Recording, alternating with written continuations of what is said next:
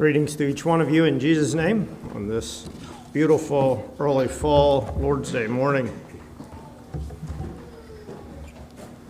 I occasionally ponder something. I had a English teacher in high school, and we did quarter class. Every quarter you had a different class, and that class was called Addressing a Group. And he had two things that he really hammered home. The one was when you get up to talk, you give something really important that you want to convey right at the beginning, because that's when you have the best attention. And he said, you terribly insult everybody's intelligence when you get to the end and you say, okay, that's all I have. He said, they can figure that out. You don't need to say that.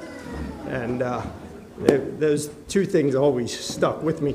But I catch myself so often making an excuse. I blame it. I call it a preacher's excuse maybe. I get up here, there's something totally different from the message, and I want to say it. It's not here in my notes, and I know if I preach the message, it'll be gone, and I won't remember to say it.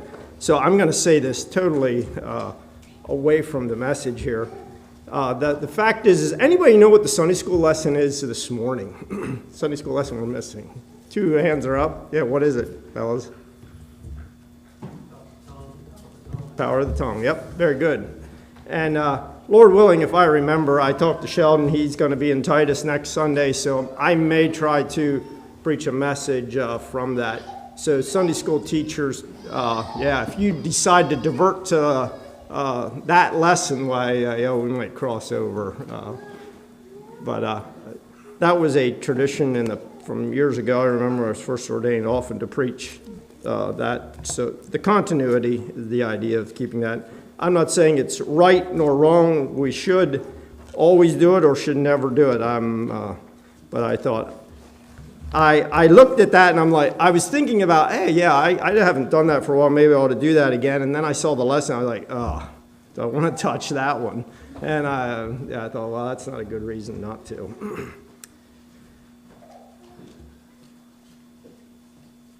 As we take this opportunity to participate and remember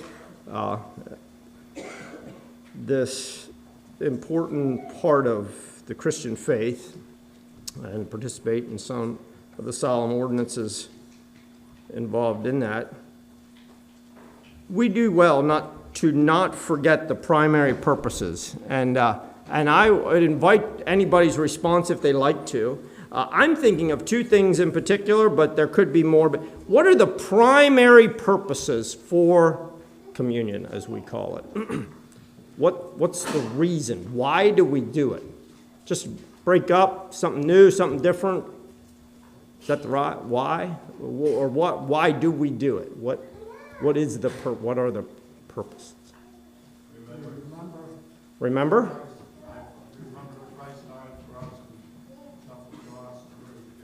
Okay, very good. We remember Christ's death.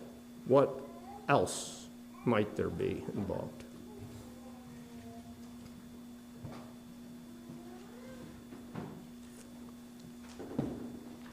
The other thing, as I would see it, is that we show the common union of communicants, or those that participate in, and that involves the holy life. And I thought it was interesting, our Sunday night service next Sunday, Lord willing, and that idea. That really comes out in the feet washing service in the latter part of the service. But those two things, and so I am not particularly going to focus, I'm going to focus on one of those areas and not to reduce the importance of the other. My title for the message this morning would be Making Our Payment.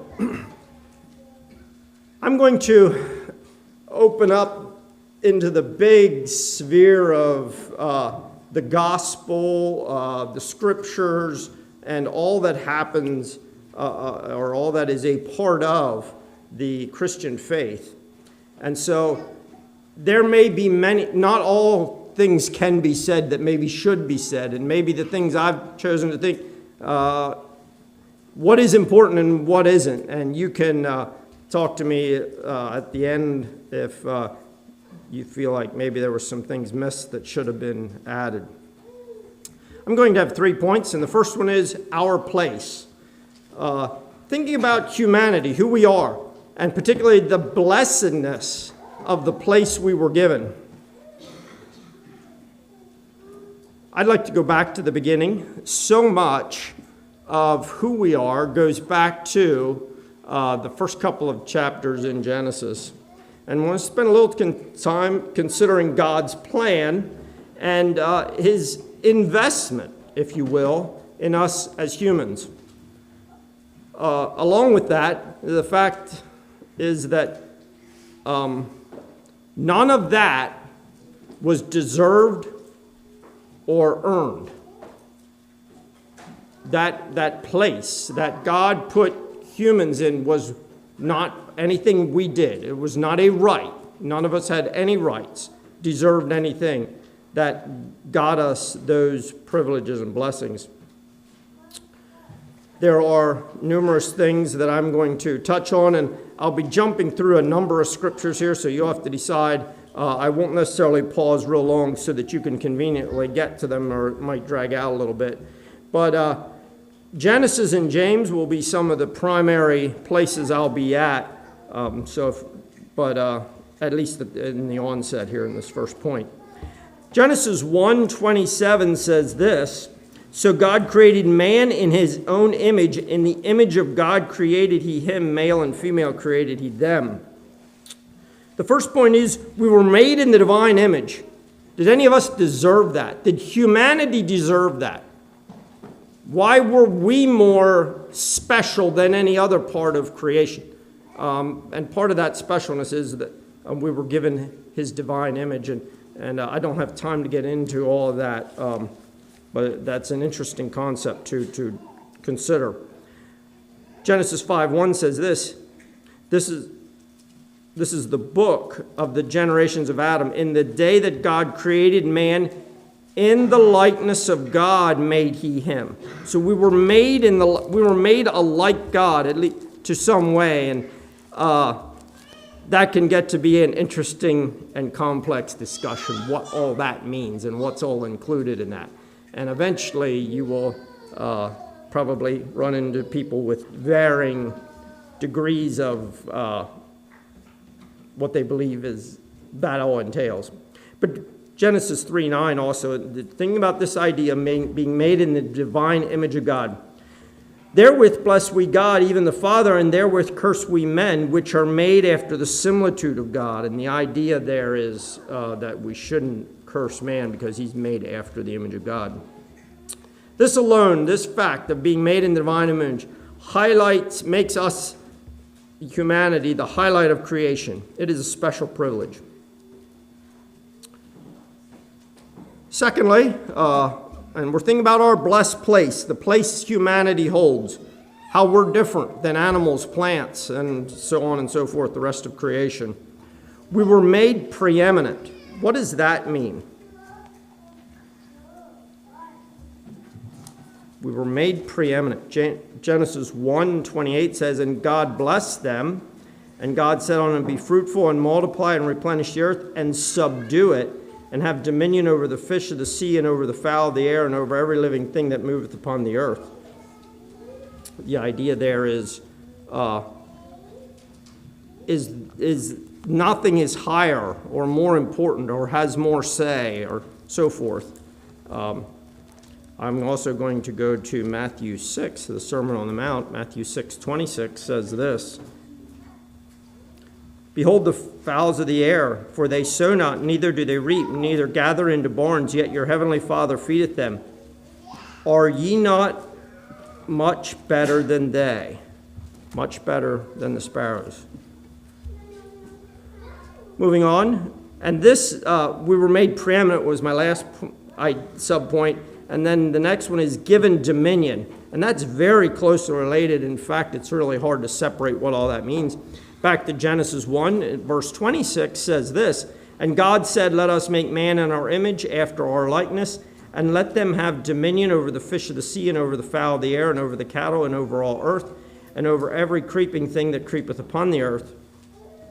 The idea of dominion, being able to use everything else.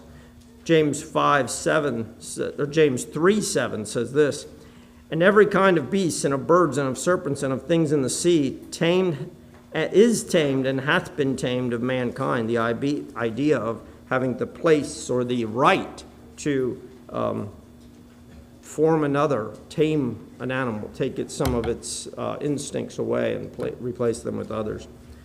Along with that, and think about the all of creation. No other part of creation gets to use creation like humanity does. Cut trees, mine precious metals, and you could just go on how we are given dominion. We are given the right to many of those things, which the rest of creation has little capacity to use.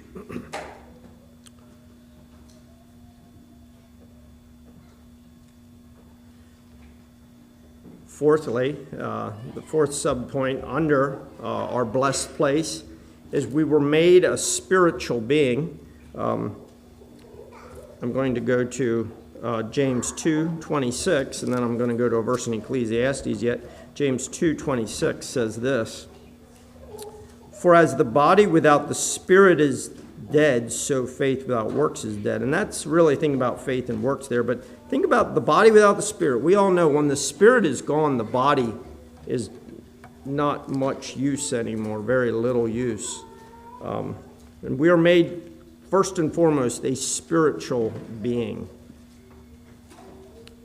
Ecclesiastes 12:7 is a common verse, a verse you'll recognize when I start reading it. "Then shall the dust return into the earth as it was, and the spirit return unto God who gave it." The idea of us being spiritual beings. A major way we're different from the rest of the animal world is that we are a spiritual being. No other animal has a spirit. And it gives us a special connection with God that nothing else has. Fifthly, we're infinitely valuable. One of the tricky things, and I don't spend a lot of time with the news and stuff, but occasionally you'll hear somebody bring a lawsuit in a wrongful death lawsuit. And that gets really tricky, and our world has a hard time sorting that out. How do you put a price on someone's life? That's what you're getting involved in. Somebody made a mistake or even made a choice that people died, and then how much should they or a business pay for choices connected to that? And the idea of we are infinitely valuable. It's really tricky to put a price on a life. 1 Peter 1, verses 18 and 19 say this, "For as much as ye know that you were not redeemed with corruptible things as silver and gold from your vain conversation received by tradition from the fathers, but with the precious blood of Christ as a lamb without blemish and without spot." Now, that's talking principally, as you know, about Christ's blood, but the idea of the preciousness of his blood is, and possibly a little bit later we'll talk about the significant, how it was even different than all other human blood. 1 Corinthians 6, I'm going to run out of time if I keep going to all these verses. Why don't we go to Luke 12:7 yet in connection with this? Luke 12, and we're thinking about the infinite value of human life. "But even the very hairs of your head are all numbered. Fear not, therefore, ye are of more value than many sparrows." Closely related to the verse I read earlier. God shows our great value throughout human history. He also communicated that throughout time in how he held people accountable. And I'm thinking particularly of Cain. God held Cain very accountable for what he did to Abel, for killing Abel. And I think God was doing that very, very, very early in humanity's existence to make a point for the rest of us to learn from. The infinite value he sees in human life. That's the blessed place each of us And we must never forget that we are not more special than any other person in any other part of the world. Every human being that ever was, that is, or ever will be, has that tremendous value, worth, and highly esteemed place. By who? By the Creator, the one that made them, and the one that continues to give the elements that we need for life. And so he definitely has that right. That's our blessed place, tremendously blessed. Now I'm going to move on. What was humanity's response? The second point would be our response. I'd like to go to Genesis 3. Genesis 3, 1 through 6. Now the serpent was more subtle than the beast of the field, which God had made. And he said unto the woman, Yea, hath God said, Ye shall not eat of every tree of the garden? And the woman said unto the serpent, We may eat of the fruit of the trees of the garden, but of the fruit of the tree which is in the midst of the garden, God hath said, Ye shall not eat it, neither shall ye touch it, lest ye die. And the serpent said unto the woman, Ye shall not surely die. For God doth know that in the day ye eat thereof, then your eyes shall be open, and ye shall be as gods, knowing good and evil. And when the woman saw that the tree was good for food, and that it was pleasant to the eyes, and a tree to be desired to make one wise, she took of the fruit thereof, and did eat, and gave also unto her husband with her, and he did eat. What was our response? A rejection of God's plan. That blessed, tremendously blessed place he put it in, we said, nah, we don't like it.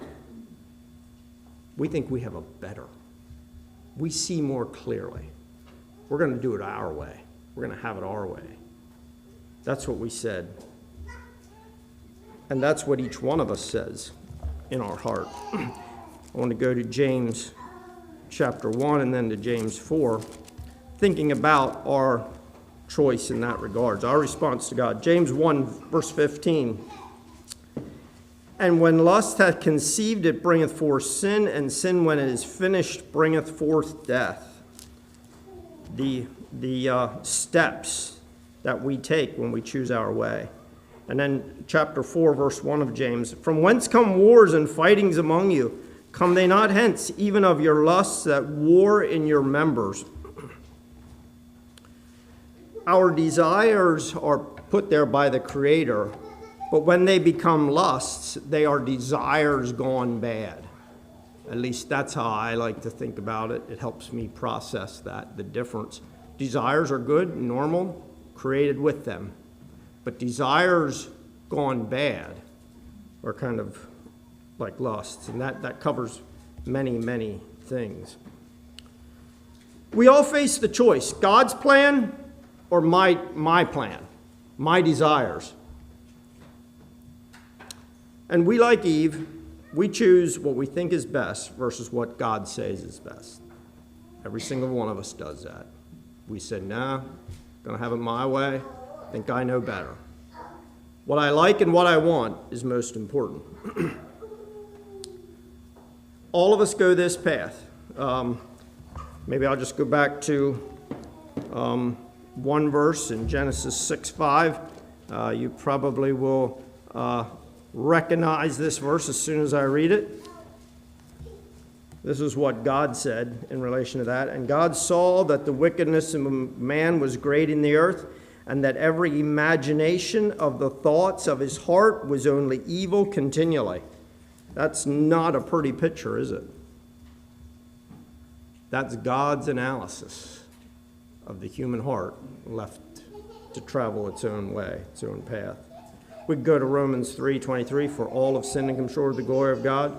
We go to 1 John 1:8, and I don't think for time I will, but one of the big problems with this path, other than, there's many problems, but one of the big problems is it is so deceptive. And I think we so often, we don't see the deception until we are way down the tracks. Romans 7:11 says this, for sin taking occasion by the commandment, deceived me, and by it slew me. And to my understanding, that's saying that sin got a hold of me and it took me to a place of death. There's maybe I'll go to one other passage in Hebrews 3 yet, connecting with this idea. Hebrews 3:13. It says, "But exhort one another daily while it is called today, lest any of you be hardened through the deceitfulness of sin." Sin is inherently deceitful. It is tricky. It is hard to distinguish. It is not what it appears to be. What did Eve think she was getting? What did Eve think she was getting? She thought she was getting good food. She thought it was pleasing to the eyes. It was good to look at. It was nice. It was pretty, or however you want to say that. And what else? It would impart wisdom. You could eat something, and it'd be like cheap education. Wisdom. Just eat this and get wisdom. I don't know what all was going through her, but that is so much, that we buy into that. Every single one of us, we buy into those things, and we think we're getting those type of things when we look at sin's package. When we follow our wrongful desires, which are lusts. Generally, when we follow our own path, we eventually find ourselves with what? I shouldn't say generally, always. A debt of sin that we cannot pay. A debt of sin we can't pay. And the cost keeps getting steeper. We go further and further in, and the more we try to change, the less we can. We can't spend much time on this large topic of sin and its all the parts of it. I think one of the things that for today that I would like to think about, one element of is we need to look at today, is that sin brings condemnation. What is condemnation? That's a big word we don't use real often. It places guilt on someone, and along with that, the associated prospect of punishment. Doesn't always mean there will be, but there is that association that there likely could be. Is that comfortable? Does anybody like to be in a condemned state? I don't think so. Let me illustrate this. I think about this in my own response, and I try not to dwell on it too much, but it almost is amusing when you distance yourself from the situation, you watch what happens. At work, there will be a mistake made, and after a while there's the associated, and rightfully so, you decide who made the mistake so they learn from their mistakes. You know what? Inevitably, at least 9 out of 10 times, probably 9.5 out of 10 times, you know what happens? There is all kinds of excuses. They gave this to me bad. That was the reason. It's this, that, you name it. Inevitably, people. And it's not only the place I work at and in the things I do. You watch people's responses. You watch it in your families. We do it all the time. We're always ducking responsibility. When's the last time you heard somebody, yeah, you're right on, I was wrong. Yeah, no excuses, I was wrong. It happens occasionally, but when somebody does that, you say, wow, when's the last time I saw that?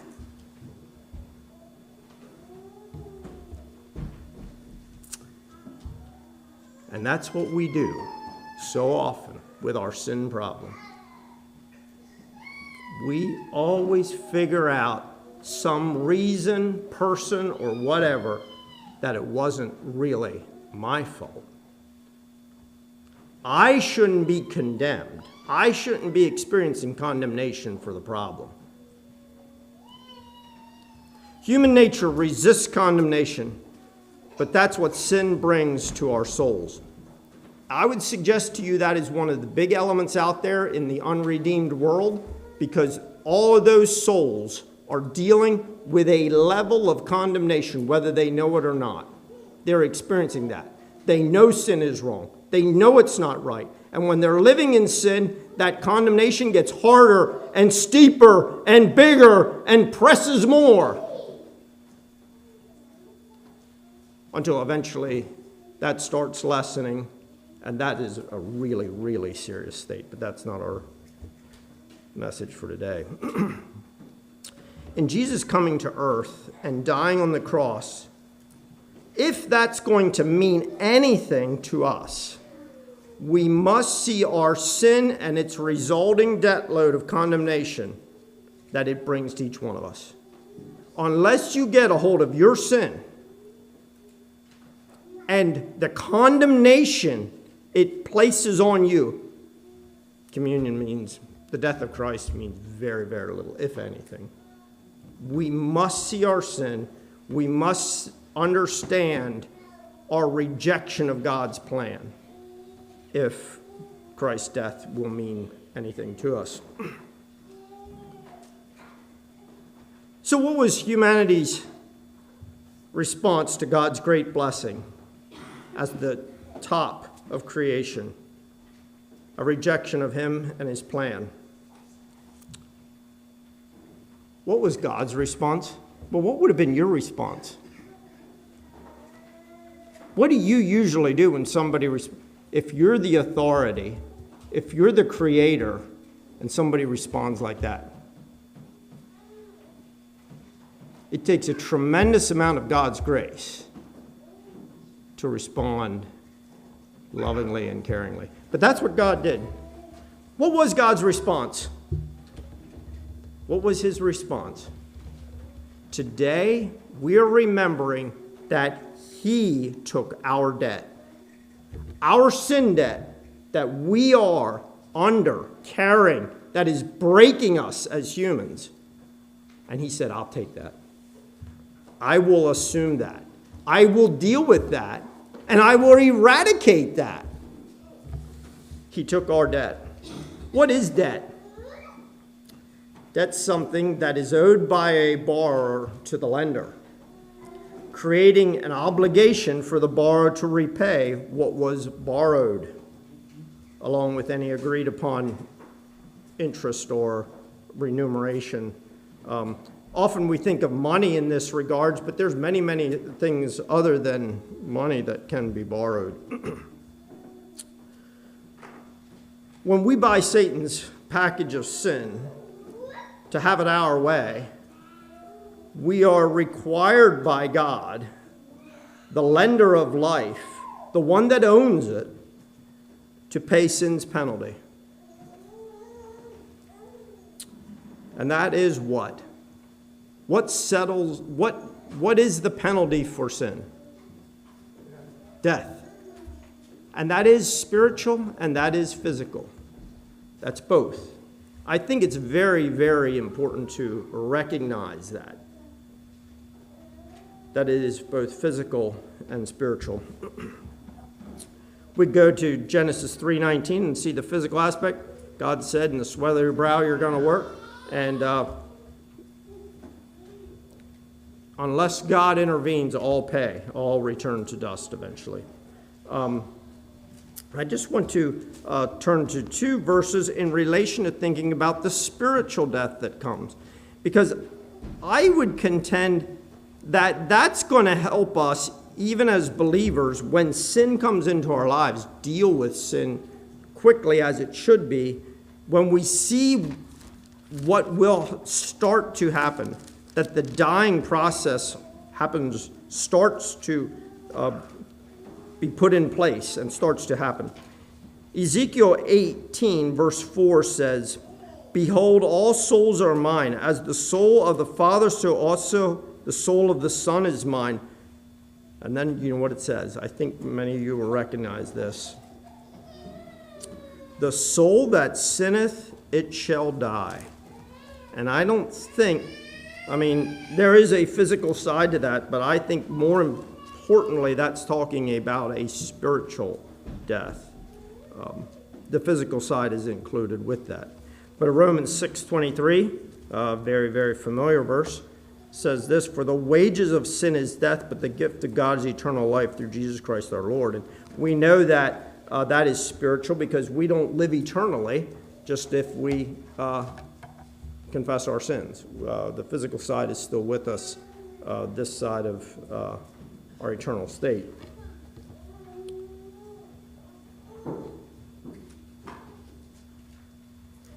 Maybe I should also say that if we are saved, as we often call it, redeemed, bought back, and live above sin, sin then doesn't reign or doesn't have control like it would otherwise.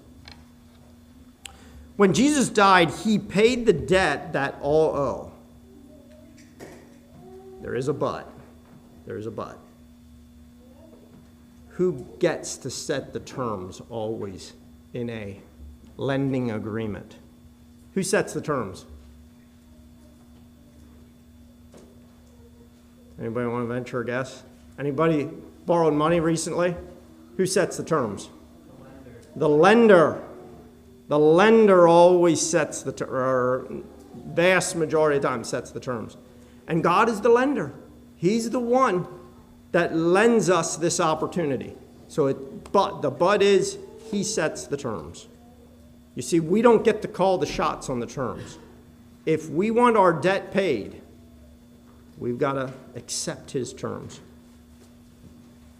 I'd like to read you, this isn't necessarily about the terms, but somebody that sets some terms to something. Did any of you ever hear of Robert F. Smith? Robert F. Smith. Interesting story I recently came across. In 2019, Robert F. Smith gave Morehouse College graduates a moment they would never forget. Standing before the class of nearly 400 students, he announced he was wiping out all of their student loan debt, a staggering $34 million gift. But Smith didn't stop there. He promised mentorship and left the students with a powerful challenge: pay it forward. Raised in Denver by two hardworking teachers, Smith knew firsthand the value of education. He went on to study engineering and build a career in business, and later founded Vista Equity Partners in 2000. Today, while he funds schools, museums, and youth programs, his Morehouse gift stands as a historic act of generosity. It wasn't just about money.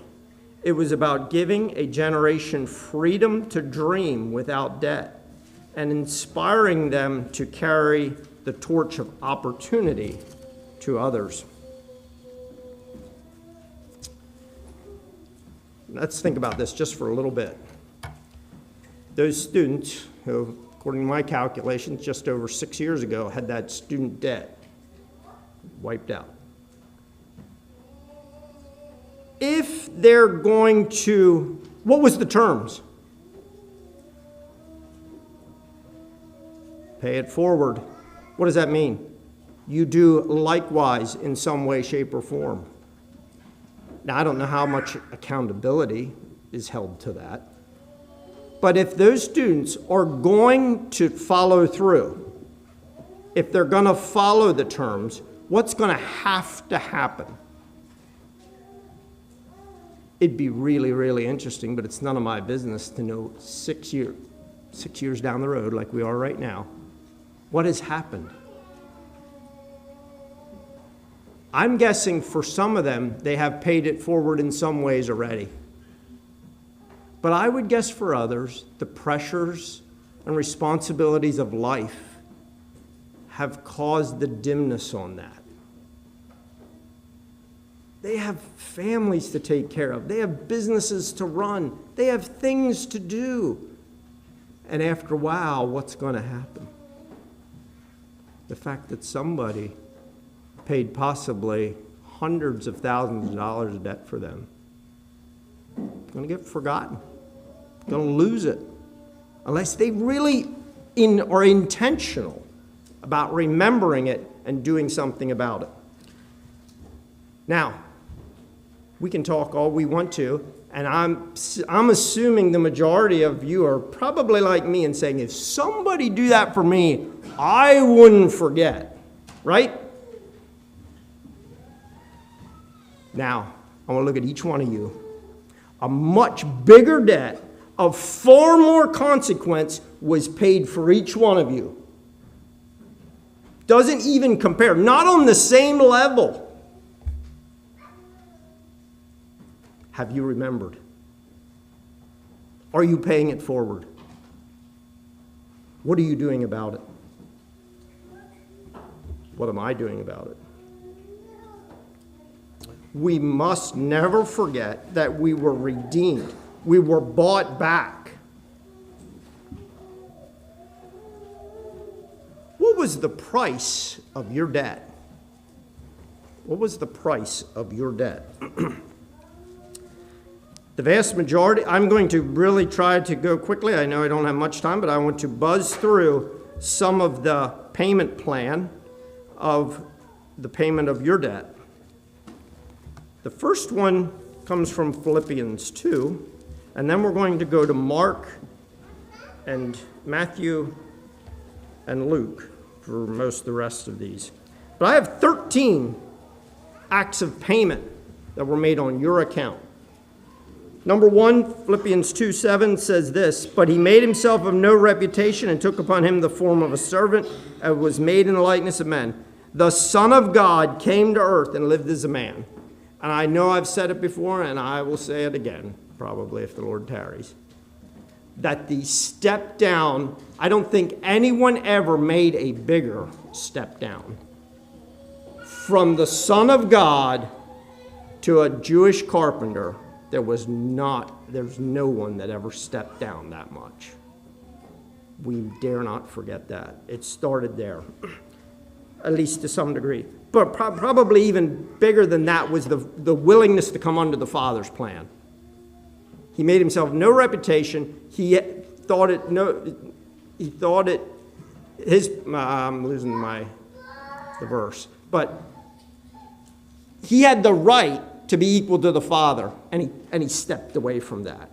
And that allowed him then to come to earth as a man. So that's all kind of a package deal. Now I'm going to go to Mark, and I'll be I'm using Mark simply because maybe it's one of the Gospels that we tend to look at less in relation to the remembrance of Christ's death on the cross. Mark 14:27.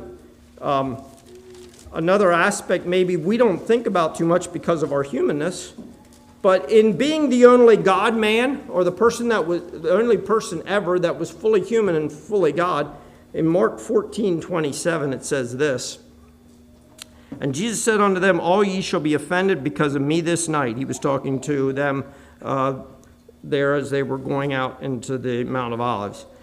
"For it is written, I will smite the shepherd, and the sheep shall be scattered."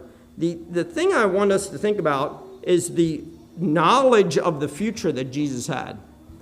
We as lower human beings, we don't have that. We don't know the future. But I don't think that made it easier.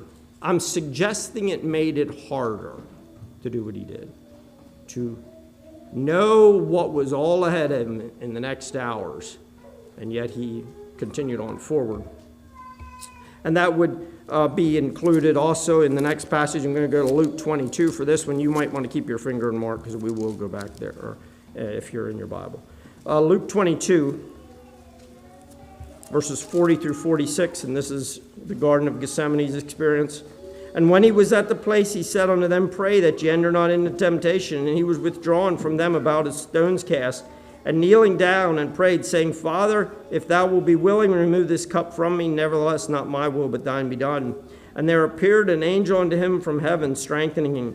And being in agony, he prayed more earnestly, and his sweat was as it were great drops of blood falling down to the ground. And when he arose from prayer and was come to his disciples, he found them sleeping for sorrow, and said unto them, Why sleep ye? Arise and pray, lest ye enter into temptation. Jesus is there in going against his will and the disciples' failure to support.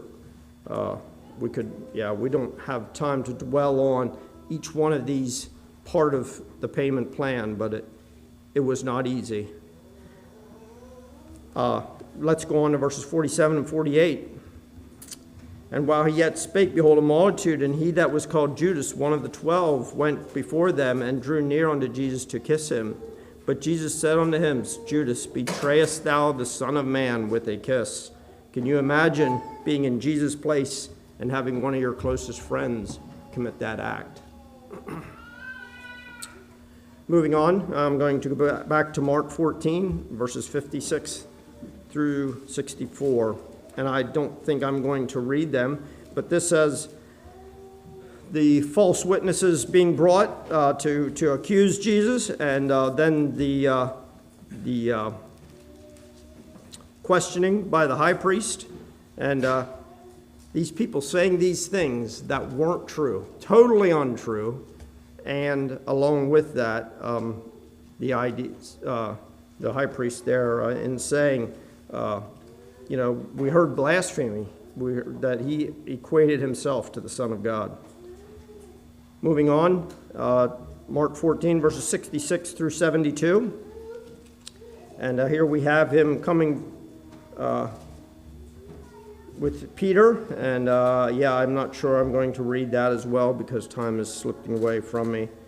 But the story, how the maids said, hey, truly, your speech says who you are. And this passage here, it says, and he began to curse and to swear, saying, I know not the man.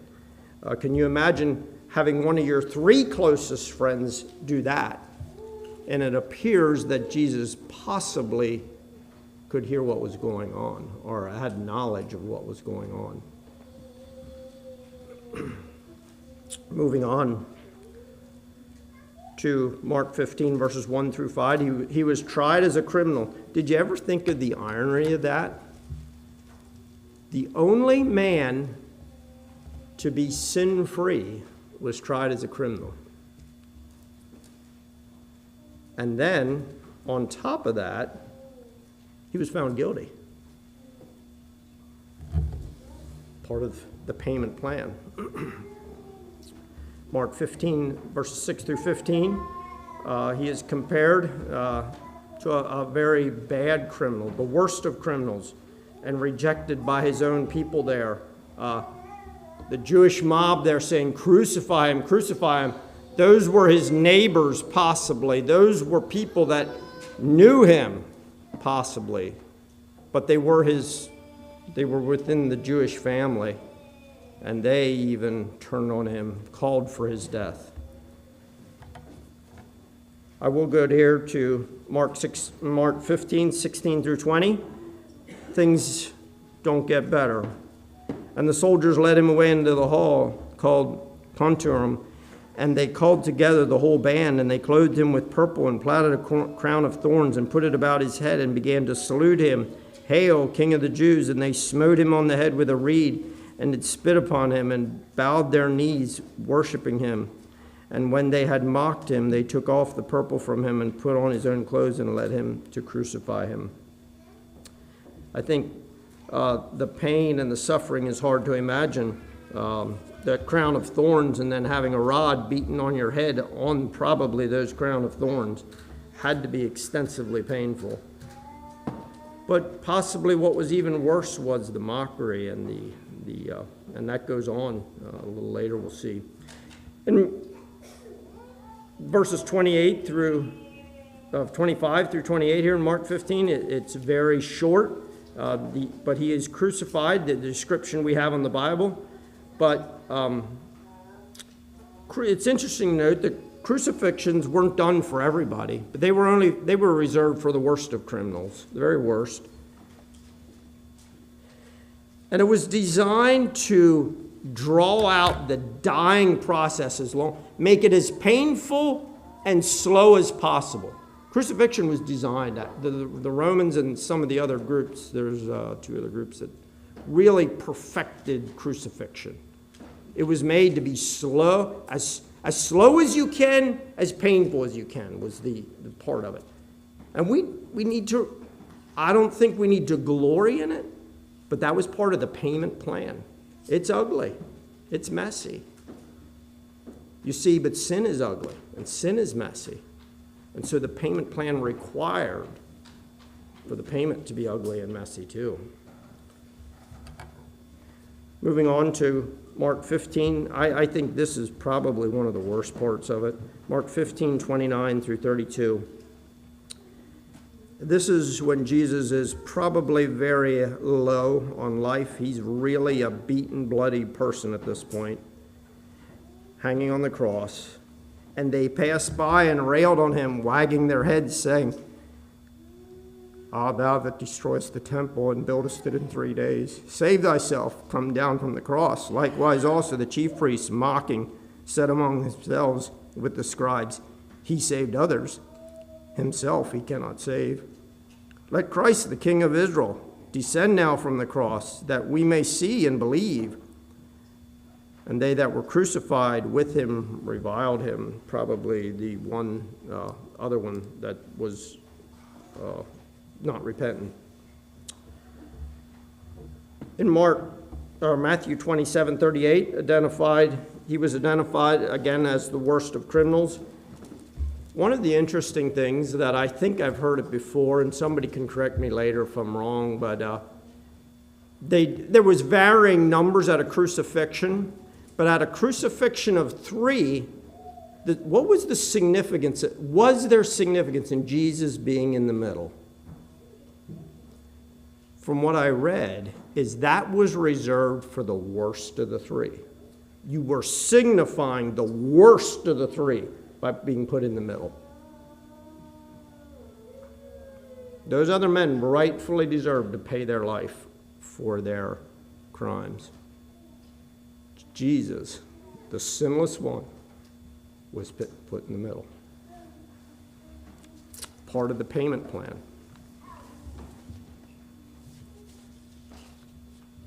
Who deserved to suffer in all these ways?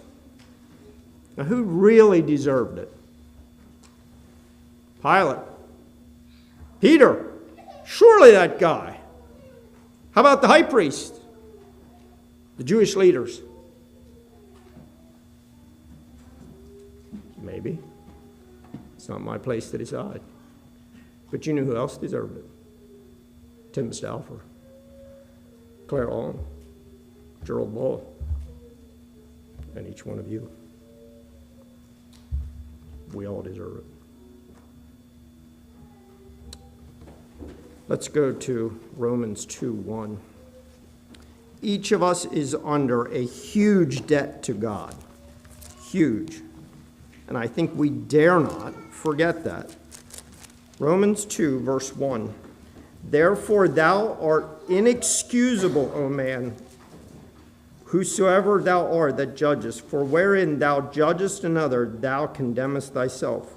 For thou that judgest doest the same things. And again, that's getting into judging another, and I'm not really here to look at that part of it. But I think the whole idea of we cannot begin to say anyone else deserved this without first and foremost looking at ourselves. But today we need to remember that another paid my debt. We're missing the whole point of why we're here today if we leave and don't remember that I had the largest debt possible and it was paid. I do want to look at 2 verses yet just to help remember that. 1 Peter 3:18 says this, For Christ also hath once suffered for sins, the just for the unjust, that he might bring us to God, being put to death in the flesh, but quickened by his Spirit. And then also one yet verse in Galatians chapter 3, verse 13. It says this: Christ hath redeemed us from the curse of the law, being made a curse for us. For it is written, Cursed is every one that hangeth on a tree. We are blessed beyond measure because he was willing to stand in our place. May we not become jaded to the great truth that our great debt was paid by him. Shall we kneel for prayer?